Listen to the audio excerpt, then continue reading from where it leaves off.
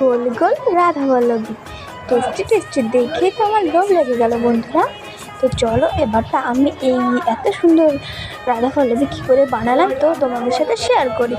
আমি ময়দা নিয়ে নিয়েছি, তার ভিতরে দিয়ে দেবো লবণ, তেল, খাবার সোডা, ডিম, চিনি সব কিছুই দিয়ে মিক্স করে নিয়ে এবারটা আমি একটা ডো তৈরি করে নেব। ডোটা তৈরি করা হয়ে গেলে আমি সাদা তেল দিয়ে এটাকে 1 ঘন্টার জন্য রেস্ট করে রেখে দেবো।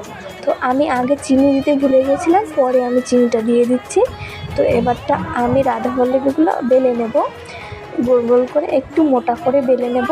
এরপর আমি সাদা তেল কড়াইতে দিয়ে আমার তেলটা যখন গরম হয়ে যাবে আমি কড়াইতে ছেড়ে দিলাম, তারপর লাল লাল হয়ে করে ভেজে নিলাম। এই তো আমাদের রেডি ফুলকো ফুলকো রাধাবল্লভী। দেখেই তো আমার লোভ লেগে গেল।